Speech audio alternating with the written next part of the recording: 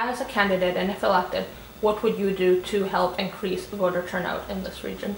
All the citizens of the voting age in BC and Canada have been given the rights and responsibilities to vote. This individual duty towards our country has been given to us so that our voices are not suppressed and we as citizens have the ability to choose how we need to be represented.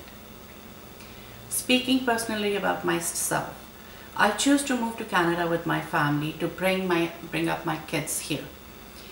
As an individual, we have the rights to decide where we want to nest and grow old. We have chosen to live in Canada, and we should, as citizens, contribute to our community by voting and so that our voices are heard. This is the time when people need to come out and vote and make their voice heard. If they do not speak up, if they do not vote, then they would not be able to change anything if they are looking for changes. As my kids always tell me, Mom, that if you expect a change, we try to make that change. We cannot just do it without moving out. My kids have encouraged me, being a mother of 4 kids and having been married for 27 years with my husband. It takes a lot of courage for a person like me to step up into something like this. I have no political background, but I stood out just because I want a change.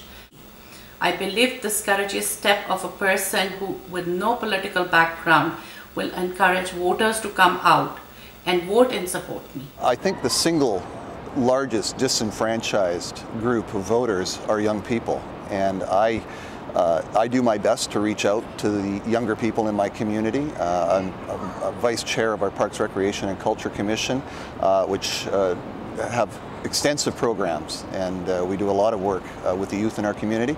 On a personal note, my daughter, Lauren, has actually come onto my campaign, and she's looking after putting together the youth component in our community that are going to be working on my campaign. So I work hard.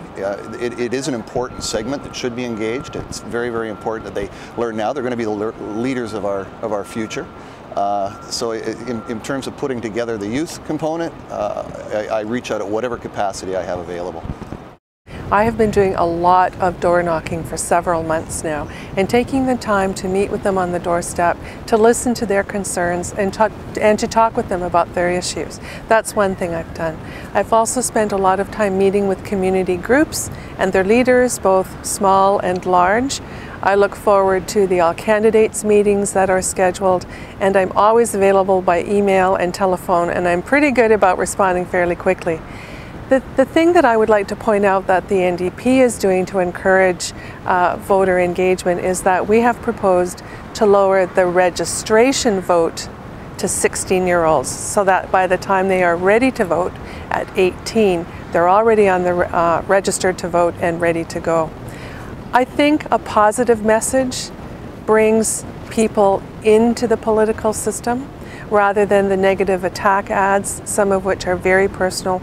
I think that's where people's cynicism comes from.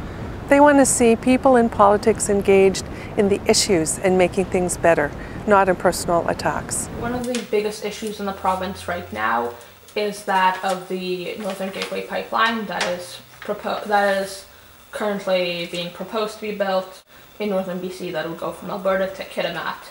Do you think it should be built? Human history has shown and new ventures have to be taken to continue on the path of progression. But in a way, it should not cost, no way should the cost of growth be burdensome on our environment. We need to respect, consult, and debate on the point of view with all the stakeholders. I am a big believer of creating numerous frameworks, transparent policies, and accountability checks. Yes, I do believe that this would benefit a lot of our economic industry resources. A lot of people will get jobs, and the Enbridge pipeline needs to be sustainable both financially and environmentally. Well, I think anything that will stimulate the economy in this province or continue to stimulate the economy is a good thing. Now, there have been 5 very stringent conditions that have been placed on any application that comes forward to build the Northern Gateway Pipeline, and they all have to be adhered to the letter. And I'm very proud of the BC Liberals' record on economic growth in the province, and this is just one more opportunity that we could take advantage of. But again, there are serious environmental concerns, there are First Nation concerns, there are safety concerns along the route of the pipeline, and again, each one of those have been identified as a very important factor that has to be addressed long before we move forward with a proposal like that. The Northern Gateway project and Enbridge, whether it should be built or not built, is a very, very important topic for all of British Columbia. We know that British Columbians are very, very proud of and protective of our natural environment.